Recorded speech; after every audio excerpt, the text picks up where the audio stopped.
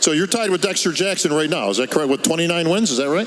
Correct. So basically, you're like Dexter in a bikini.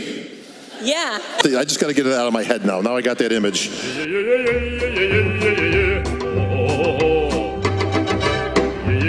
नहीं देखो यार, चिचा ने रिटायरमेंट ज़रूर ले लिया है, पर हमारे दिलों से रिटायर नहीं हुए और होंगे भी नहीं कभी। नहीं, बात सही है कि नहीं है? हम उनको ऐसे ही हर साल इसी तरह से याद करते रहेंगे। चलो अब बात करते हैं हम लोग प्रेस कॉन्फ्रेंस की। तो डैन सॉलोमन का आइडिया था दोस्तों इस बार ऐसी प्रेस कॉन्फ्रेंस कराना जो आज से पहले कभी भी ना हुई हो। प्रेस कॉन्फ्रेंस का अगर मैं ओवरऑल रिव्यू शुरू में दे दूँ, बोरिंग थोड़ी सी। मज़ा इसलिए नहीं आया, बहुत सारे जब एथलीट्स बैठे होते हैं ना एक साथ स्टेज पे, तो जब एक एथलीट कुछ बोल रहा होता है तो दूसरा एथलीट कई बार इंटरफेयर करता है और तब वो डिस्कशन शुरू हो जाती है। यहाँ पर इंटेंशनली कुछ एथलीट्स को बुला करके फिर डिस्कशन करवाई गई। अब ऐसे में क्या हो रहा है कि जैसे कि मेंस फिजिक एथलीट्स बात कर रहे हैं तो कभी कभार बॉडी बिल्डर्स भी बीच में बोल पड़ते थे जब वो सब साथ में बैठते थे, और कन्वर्सेशन भी चल रही है तो 5 मिनट की लगभग, इससे ज़्यादा नहीं। इस वजह से प्रेस कॉन्फ्रेंस बहुत ही छोटी हो गई है, करीबन 50 मिनट की होगी बस, जहाँ एक्चुअल में 2.25 घंटे की हुआ करती थी पिछले साल तक। थोड़ा हीरोइक टाइप एंट्री इन्होंने करवाई है कि बीच में कोई बोल रहा है तो तीसरा कोई और आ गया, चैंपियन आ गया फॉर एग्जाम्पल, तो वो चीज़ उन्होंने करवाने की कोशिश की है। अगेन कोशिश अच्छी थी पर मुझे लग रहा है कि वो मज़ा नहीं आया। डैन सॉलोमन हमेशा ये कोशिश करते हैं कि कुछ नया ट्राई करे ओलंपिया के साथ में, जो कि एक बहुत ही फैंटेस्टिक चीज़ है, करनी ही चाहिए। हमेशा एक चीज़ बोरिंग नहीं तो बन जाती है, लेकिन कुछ चीज़ें काम अच्छे से कर पाती हैं, कुछ चीज़ें फेल हो जाती है। मुझे लग रहा है ये चीज़ फेल तो नहीं बोलूँगा, पर उतना मज़ा मुझे नहीं आया।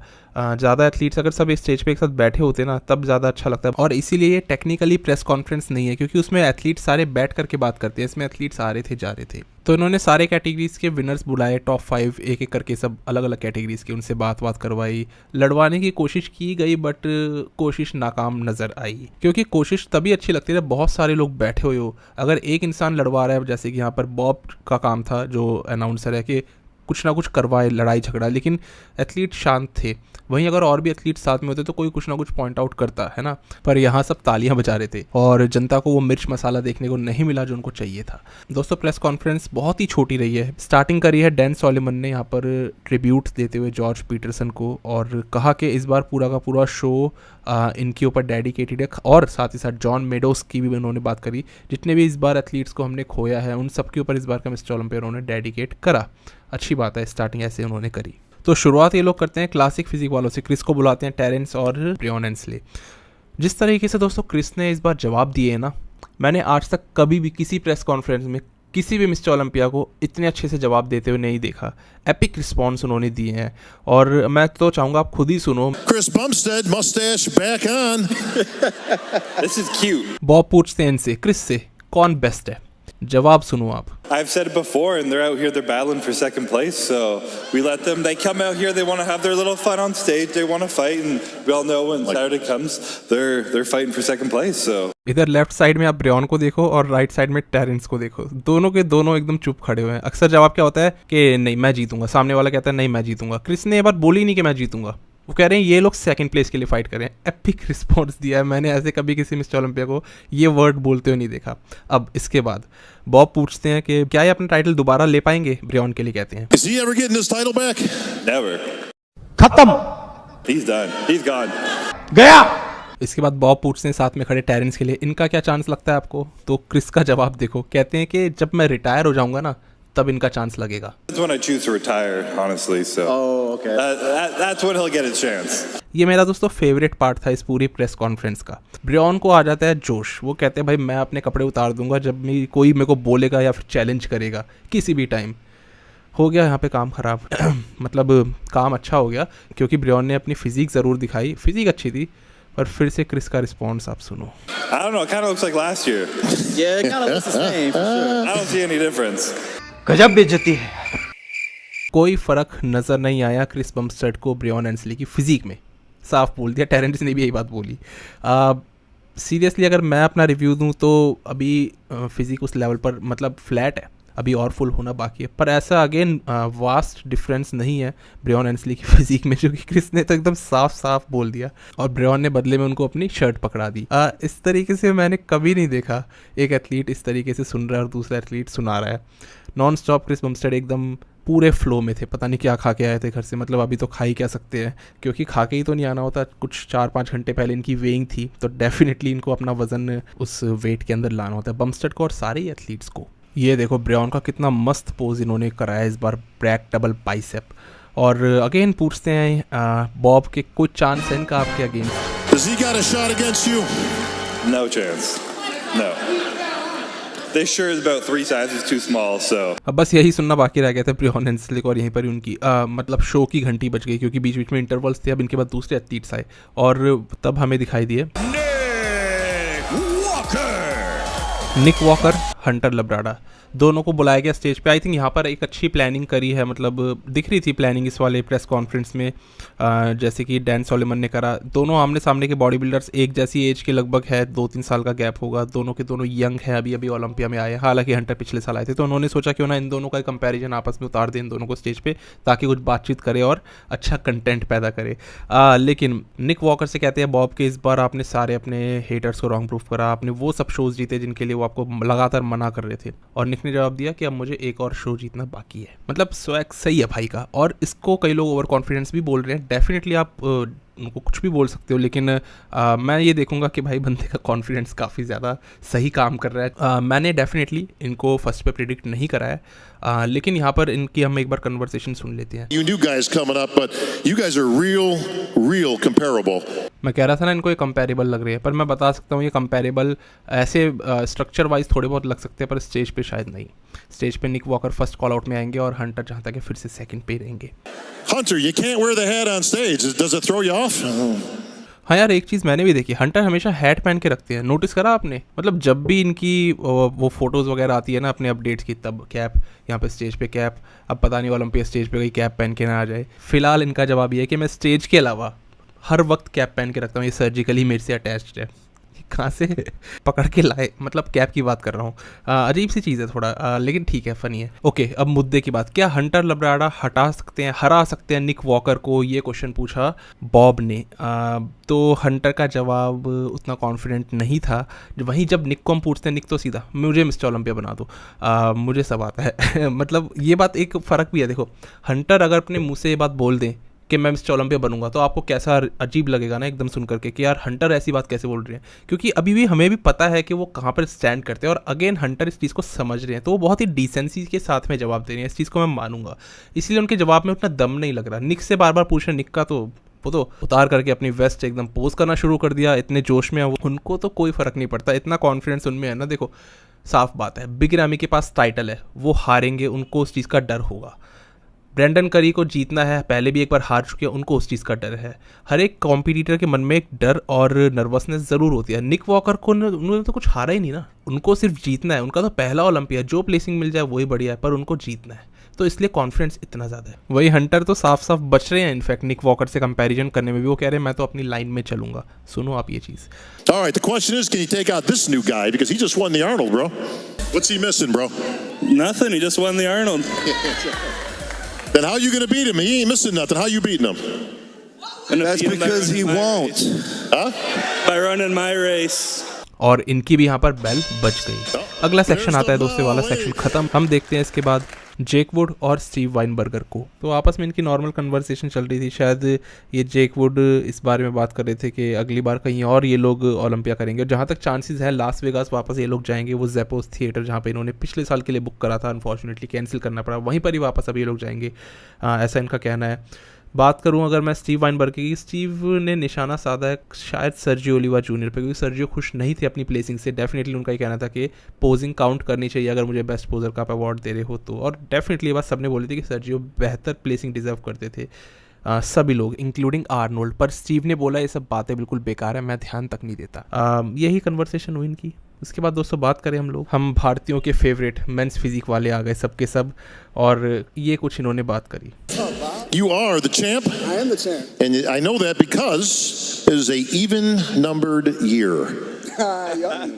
18. 2018, 2020, 2019. If I'm going by the numbers, isn't it his turn to win the Olympia? नहीं मतलब सही है, क्या लॉजिक बनाया बॉब ने, बहुत मेहनत लगती है ऐसा सोचने में। नहीं ठीक है, ये चीज़ उनकी कहनी थी बॉब की कि इस बार रेमंड का नंबर लगना चाहिए क्योंकि 2019 में उन्होंने जीता, ऑड नंबर ईयर चल रहा है यानी 2021, तो उनको फिर से जीतना चाहिए। वहीं इवन नंबर ईयर्स जो है वो ब्रैंडन हेनरिक्सन के हैं, 2018-2020 में वो जीते थे। ब्रैंडन लेकिन ये कहते हैं कि नहीं, मेरा ही इस बार भी चांस लगेगा क्योंकि मेरा पैकेज बहुत ही डिफरेंट है सबसे। ये बात तो हमने पहली बार सुनी है। अरे यार, चैंपियन हमेशा हर साल यही बात बोलते हैं कोई भी डिवीजन की। अब आते हैं हमारे लेजेंड आंड्रे फर्ग्यूसन। यस, तो बॉब पूछते हैं कि इन सब ने अपनी अपनी बातें कर ली, आप बताओ आपके पास ऐसा क्या है कि आप इनको बीट करोगे। तो आंड्रे का जवाब क्या आता है, सुनो। We'll see on Saturday. What do you mean we'll see on Saturday? Listen, what do you have to take these guys out? Why is your physique better than hers? Why should you be the Olympia champion? We'll see that on Saturday. मैं पक्का बता रहा हूँ, इन्होंने यहाँ पे भी टिका रखी है। आप लोग बुरा मानोगे मैं ऐसे शब्दों का यूज़ कर रहा हूँ। देखो, सबको पता है, पूरी दुनिया जानती है कि आंड्रे फर्ग्यूसन कुछ ना कुछ लगा के ज़रूर आते हैं स्टेज पे। उनकी हालत आपको पता है। अवार्ड रिसीव करने के बुलाना है आंड्रे ड्यू को, तो आ जाते हैं चल के आंड्रे फर्ग्यूसन। आर्नोल्ड में वो कंधे ऊपर कर करके आर्नोल्ड को जवाब देते हैं आंड्रे फर्ग्यूसन। और रेसलर तो वैसे ही हैं, सीधा स्पेयर मारते हैं। तो सोच रहे थे हम सब ऐसा। हाथ मत लगाओ। मैं बोल रही हूँ, जबान संभाल के बात कर। मैं हाथ मत लगाओ। क्या करेगा? मैं हाथ मत लगाओ। क्या करेगा? मैं अंडा बनाऊंगा। बना के दिखा। हाँ। चल, तू गलत स्टेटमेंट इस्तेमाल कर रहा है मनोज। तमीज से बात कर। क्या करेगा तमीज? मेरे को तमीज पहले से बात उंगली करिए। तो दिखा मत तू। मुझे कोई तेरी उंगली का फर्क नहीं पड़ता, समझे? मैंने तेरे को रिक्वेस्ट की है, सब खा रहे हैं, तुम खाओगे हाँ या ना? मैंने, तुम आए पूरा डिसाइड करके उधर से बाहर से कि चलो जाओ पंगा करते हैं। हाँ तो तेरे बाप का भी नहीं है। बात में जाना नहीं, काट के रख दूंगी यहाँ पर। What do you mean क्यों नहीं बना रहे हो आप? तो बना के दो। काय को दूं अभी तेरे जैसे को? तो बात करने की तमीज नहीं है, देखो कैसे बात करता तू। खैर, आंड्रे ने किया नहीं कुछ भी वैसा, ऊपर से सब तालियां बजा के चले गए। लेकिन उससे पहले आंड्रे फर्ग्यूसन फिर से एक और बार। I know you're here for Saturday, but you want to preview anything here, man? You're gonna have to wait till Saturday. ये तो सैटरडे में अटक गए, इनको गाना भी वही पसंद आता होगा। चलो दोस्तों, हम लोग बात करते हैं अगले सेक्शन की। Two-time Arnold Classic champion, William the Conqueror. William, okay, ये विलियम है। अच्छा, वो आगे आ गए यार। कुछ भी कहो, विलियम भाई एकदम हार्ड लग रहे हैं। मतलब कहते हैं हैंडसम, वैसा वाला इनमें से फील आ रही है। तो हमने इससे पहले इनको ऐसा नहीं देखा, और ये अच्छा था। प्रेस कॉन्फ्रेंस में इस बार सभी लोगों को इन्होंने फॉर्मल्स या कैजुअल में आने के लिए कहा। कम ही लोग थे जो कि ओलंपिया की वो हुडी वगैरह पहन करके वही कपड़े पहन के आए थे। पर ये ब्रैंडन ने बैग क्यों उठा रखा है, ये समझ नहीं आया। What are you selling insurance? Insurance, ये इनको इंश्योरेंस एजेंट लग रहे हैं यार। अब देखो, मैं आप सही बता रहा हूँ, हम लोग बोलते हैं तो कई लोगों को बुरा लग जाता है, पर वहाँ पर ये लोग बहुत कूल रहते हैं एक दूसरे से बात करते वक्त, और हंसी मजाक का ही पूरा एक तरह से प्रेस कॉन्फ्रेंस रखा। खैर, ब्रैंडन ने बताया इसके अंदर उन्होंने अपना फूड रखा हुआ है, खाना। Definitely food. Oh, like Professor Curry here. I like this. You know, I'm trying to be smart this year, you know? Smart क्यों? पीछे बैक स्टेज खाना रखते तो क्या बिग रैमी खा जाते? इसमें फ़िलहाल ब्रैंडन करी यार, लेकिन हमेशा की तरह एकदम वो पर्सनैलिटी कैरी करते हैं मिस्टर ओलंपिया वाली। देखो 2019 में भी जब ये थे ना रेनिंग चैंप, इन्होंने ना सही में वो जिम्मेदारी निभाई थी, और सब लोग ये बात मानते हैं कि ब्रैंडन बहुत अच्छे चैंपियन साबित हुए। आप उनको स्टेज की बात मैं नहीं कर रहा उनसे, वो डेफिनेटली उनसे बेहतर एथलीट्स हैं, पर जिस तरीके से वो जिम्मेदारी निभाते हैं सब जगह पे दिखे थे, इतना इसके बाद किसी ने नहीं करा, और उनसे पहले भी इतना कोई नहीं करा था, ना शॉन रोडन, ना फिल हीथ, और ना ही बिग रैमी। वो तो पूरे साल गायब थे। We got more competition. He says he's going to win. Oh. He said he's going to win. Yes, I did say that. They are beautiful. अरे वाह, हार्डी 3 नए शब्द सीख के आए।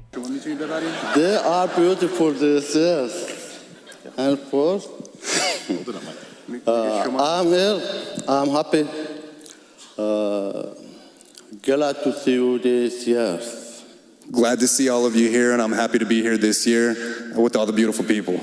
हाँ, इतना समझ हमें आता है हार्डी ने क्या बोला। और ये मत बोलना दोस्तों हार्डी ने पूरे साल किया क्या है। Glad to see you this year. पर देखो सीरियसली, ये मैं सिर्फ ट्रॉल कर रहा हूँ, फैन मैं इन सभी का हूँ। मैं चाहता हूँ आप लोग इस चीज़ को प्लीज़ समझे।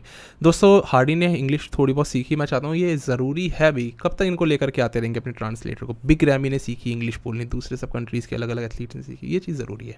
इसके बाद बिग रैमी का नाम लिया और वो ना ही कैसे हो सकता है। बहुत ही हीरोइक आर्टिफिशियल टाइप कुछ स्टाइल इन्होंने अपनाया है, लेकिन अच्छा लगा। देखो हार्डी बोल रहे थे लेकिन बीच में बिग रैमी को बुलाया, ऐसा सबके साथ इन्होंने हर एक डिवीजन में किया।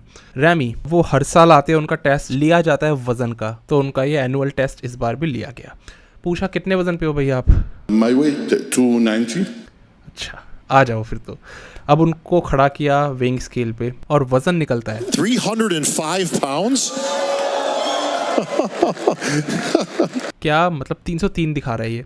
303 के हिसाब से आप मान के चलो, देखो इन्होंने कपड़े पहन रखे हैं इस वक्त पे डेफिनेटली, और 1-2 किलो के तो कपड़े होंगे इतने बड़े शरीर पे, और 1 किलो का माइक होगा, थोड़ा उससे कम भी हो सकता है। मान के चलो टोटल 5 पाउंड्स का वजन इनके पास एक्स्ट्रा है, तो फिर भी 5 माइनस करने के बाद ये वजन बनता है 298 पाउंड्स, यानी 8 पाउंड एक्स्ट्रा है जितना कि बता रहे थे उससे। अब ये समझ नहीं आ रहा है इतने वजन के साथ ये कर क्या रहे हैं। हमें तो खुद ही पता नहीं कि हम यहाँ क्या कर रहे हैं। नहीं देखो, बिग रैमी को मैंने नंबर 1 पे प्रेडिक्ट करा है, अभी भी उसी चीज के साथ हूँ, सही में बता रहा हूँ। All right, Hadi Chupan. Got the big man here, close last year, 300 pounds. Are you better? وزنم وزن مهم نیست. من همیشه دوست داشتم وزنم واسم مهم نیست و من یه اوپن شرکت میکنم. Hello बारिया कुदराई जैसे लो ऐसे हिंदी में बोलेगा तो समझ में आएगा ना। He says that the weight is clearly not important to him whatsoever. नहीं भाई, वेट इंपॉर्टेंट होता है, ये बात ब्रेंडन ने बोली है, पर उन्होंने भी साथ में बोला कि मैं और अच्छी इस बार कंडीशनिंग लेकर के आने वाला हूँ। बारीकियाँ, डिटेल्स मैटर करती हैं बॉडी बिल्डिंग में। It's finer details of bodybuilding that makes this sport great. And that's what we're looking to see on tomorrow. Exactly. अब उसके बाद बॉब पूछते हैं विलियम से कि आप बिग रैमी को कैसे हराओगे, तो विलियम ने बोला मैंने इनको पहले भी हराया हुआ है, जो कि हमने पिछले साल के आर्नोल्ड में देखा ही था। Quick. Because I've beaten him a lot of times, and this time I'm going to beat him again. Big ramie ने जैसे स्माइल करके उनको रिस्पॉन्स दिया ना, हमारे यहाँ इसका मतलब समझ जाते हैं। पर रैमी का एक बात बता दूं यार, ऊपर से जाइंट दिखने वाले अंदर से बड़े सॉफ्ट हार्टेड इंसान है। ये डेफिनेटली इस चीज़ के लिए रेस्पेक्ट अर्न करते हैं सब लोगों की। बहुत ही ज़्यादा पॉलाइट है, मैंने तो कभी नहीं देखा यार इनको कोई भी कंट्रोवर्सी में। अभी देखो कितना खुश रहते हैं, ये चीज़ अलग है, दूसरे एथलीट्स इस तरह से नहीं रहते अक्सर। रैमी की मेरे को ये चीज़ बढ़िया लगी, इसलिए आप देखोगे बहुत ही भाईचारा टाइप आपको सब देखने को मिलेगा। ना ब्रेंडन को लड़ना, ना हार्डी चुपन लड़ते हैं, कोई इनमें ऐसे है ही नहीं, बहुत ही मासूम से लोग हैं सब। हाँ, फिल हीथ होते तो बात अलग थी। Guys, winter is coming tomorrow.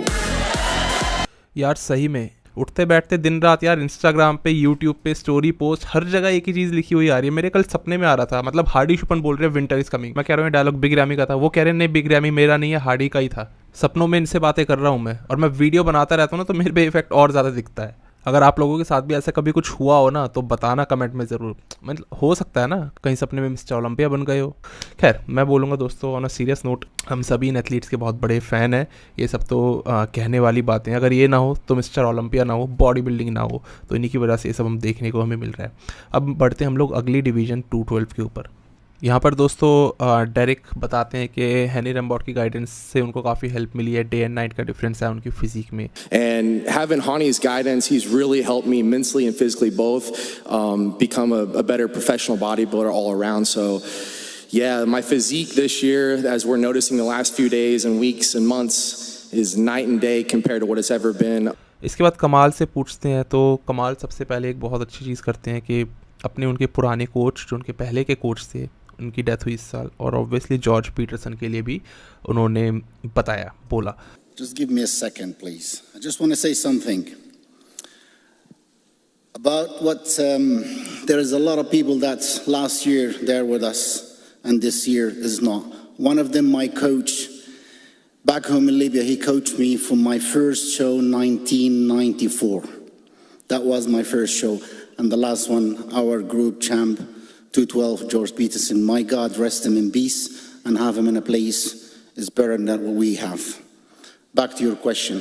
फिर उसके बाद में कमाल ये बताते हैं कि अब मैं 50 साल का होने जा रहा हूँ अगले ही महीने, और अभी नई ऐसी लाइंस, नए ऐसे मसल्स उनको देखने को मिल रहे हैं। डिटेलिंग की बात कर रहे थे कि जो पहले कभी उन्होंने नहीं देखी। Some muscles that came up into my physique that I've never seen. I'll be reaching 50 years next month. Shawn की इसके बाद दोस्तों एंट्री हुई। शॉन ने बहुत ही एक अच्छे कॉन्फिडेंस के साथ में बहुत बढ़िया तरीके से एंट्री इसमें करी है, और उन्होंने बताया कि वो क्या करने वाले हैं इस साल। Champ's here. The champ is, you better be careful what you wish for. See, now he came out here. You're reigning, defending 212 Olympia champ. And still, after tomorrow night. ये अच्छा कॉन्फिडेंस है शॉन का, होना ही चाहिए एक mister Olympia में। भले वो पिछले साल सिर्फ 1 पॉइंट से जीते थे कमाल से, बट स्टिल शॉन एक अच्छा कॉन्फिडेंस कैरी कर रही है, ये सबसे पहले ज़रूरी है। और स्टेज पे तो मैंने आपको बताया जम के खड़े रहते हैं हमेशा। इसके बाद बॉब इनसे वही बात करते हैं कि लोग आप पे बिलीव नहीं करते थे, और शॉन ने कहा यस, बोलने वाले तो बोलते रहेंगे। शॉन ने बताया कि अभी मेरा वेट पिछले साल जो 177 था, अभी 182-183 के आसपास मैं खेलने वाला हूँ कल सुबह, मतलब हमारे यहाँ जो आज शाम को 6:30 बजे होगी ना 212, उसकी बात कर रहे हैं। तो जैसे ही शॉन ने बोला ना मैं इस वजन पे खेलने वाला हूँ, बॉब ने कहा आ जाओ, आप भी आ जाओ, चलो चढ़ो, और उनका वजन नपवाया। 305, that's still Ramy. It's 185. Looks like the champ is not playing around, man. He is here. Shawn का लेकिन दोस्तों सबसे बड़ा फ़ायदा ये है ना कि उनको डिप्लीशन करने की ज़रूरत ही नहीं है दूसरे 212 वालों की तरह, क्योंकि वो 212 से कितना नीचे हैं, वो 185 पे हैं, वो भी कपड़े पहन के। इसके ऊपर अगर कंबल रज़ाई सब ओढ़ लेंगे ना तब भी इनका वजन 212 तक नहीं पहुंच पाए। तो ये इनको बहुत बड़ा एडवांटेज है इनके लिए। तो यही बॉडी बिल्डिंग डिवीजन है, इनको कोई वेट मेंटेन करके नीचे लाने की ज़रूरत ही नहीं, ऑलरेडी इतना नीचे है। ओके दोस्तों, अब यहाँ पर होती है प्रेस कॉन्फ्रेंस ख़त्म और सारे एथलीट्स अलग अलग डिवीजन की सभी आते हैं वापस से एक बार स्टेज पे, और बिग रैमी के साथ स्टार्टिंग होती है। All right, folks, you've seen some of the best physiques in the world right here on this stage. History will be made. Winter is here. Winter is coming. And the biggest and the beast. Olympia champion Chris Bumstead. He's the best bodybuilder in the world. He might be the biggest, but I don't know about the best. वाह, यहाँ पे भी एकदम सही confidence के साथ में बात बोली गई है, पर ये बात थोड़ी हजम नहीं हुई। You might be the biggest, but definitely not the best. I am the best physique on stage. हंसी आ रही है ये बात सुन के बम्स्टेड को, और रैमी को कोई फर्क ही नहीं पड़ा। Giant killer Sean Colorita.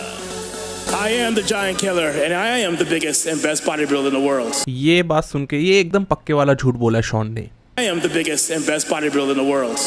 Now, Bikini Olympia hopeful Jennifer Torrey. Sorry guys, but this is the best body in the world. अरे तो बोल के आप जा कर रही हो, रुको तो सही स्टेज पे। चलो हम भी चलते हैं दोस्तों, अब यही परी वीडियो को ख़त्म करते हैं, मिलते हैं अब 212 की प्री जजिंग में। तब तक के लिए स्टे ट्यून्ड, गुड बाय, शुक्रिया।